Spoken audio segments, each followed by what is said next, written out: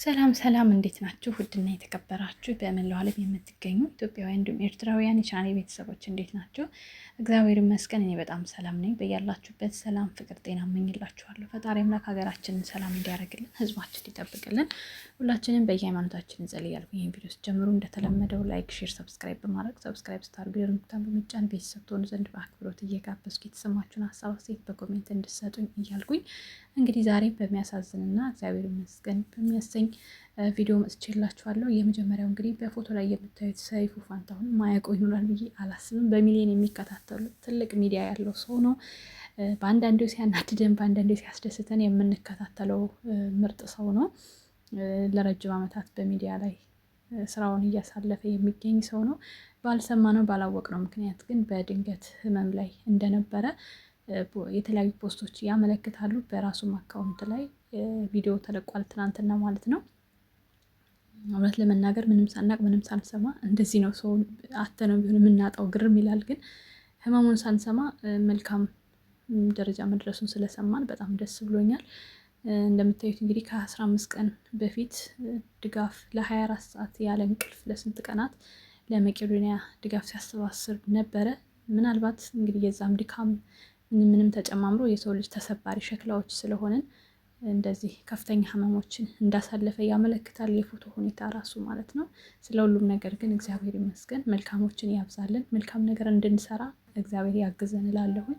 ምንም ቢሆንም እንኳን ሰው መቼ እንደሚጠራ አያውቀውም። ግን በቻለው መጠን ለራሳችን መልካም ሰርተን ለማለፍ መሞከር ነው ያለብን ብዬ አምናለሁኝ።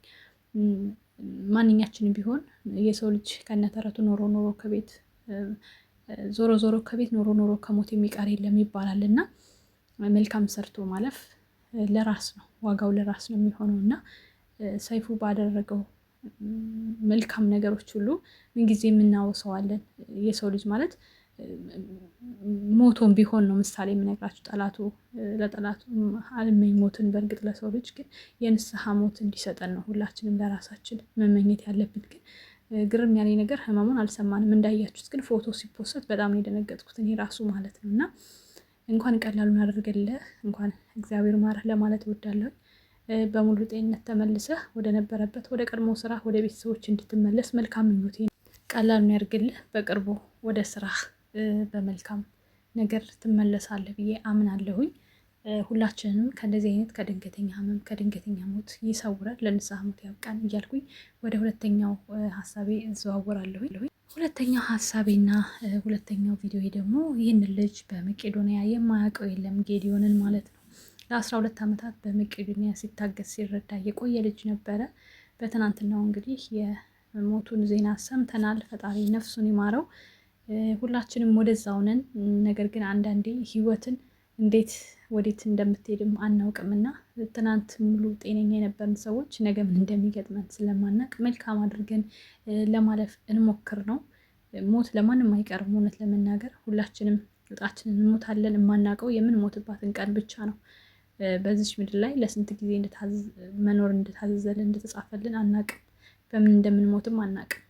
ግን እንደምንሞት እናውቃለን። ስለዚህ መልካም ሰርተን ለማለፍ እንሞክር እላለሁ። እንግዲህ በዙሪያው ላላችሁ ለምታውቁት ሁሉ መጽናናትን እመኛለሁ። የሰው ልጅ መወለድ ቋንቋ ነው። እናት፣ አባት፣ ወላጅ፣ እህት፣ ወንድም ተብሎ ለሰው ልጅ ይባላል እንጂ ሁሉም ሰው በየራሱ ለሚያውቀው ሰው የሚሰማው ሀዘን አለ። በተለይ በአካል የምታውቁት ሰዎች የሚሰማችሁ ስሜት ስለሚኖር ለሁላችሁም መጽናናትን እመኛለሁ። በድጋሚ ለሱም እግዚአብሔር አምላክ ነፍሱን በአጸደ ገነት እንዲያኖርልን እመኛለሁ። እንዲሁም ደግሞ ለመቄዶንያ ዋና ኃላፊ ለዶክተር ቢኒያም እውነት ለመናገር ልጁን እንዳጣ ነው። ልጁ ነው ለሱ። ምክንያቱም በውስጡ ብዙዎችን ይዞ እንደ እናት እንደ አባት እንደ ልጅ ሆኖ የሚንከባከባቸው በሙሉ ለሱ ቤተሰቦቹ ናቸው። ከምንም በላይ ለሱ ቅርብ ናቸው እና ያው ሀዘን ላይ ስለሆነ እሱን በይበልጥ ፈጣሪ ያጽና ለማለት እወዳለሁኝ። ቤተሰቦቼ የነበረኝ ቆይታ ይህን ይመስል ነበረ። ቪዲዮ ላይክ፣ ሰብስክራይብ አድርጉ። በሌላ ቪዲዮ እስከምንገናኝ እወዳችኋለሁ። መልካም ጊዜ። ቻው ቻው።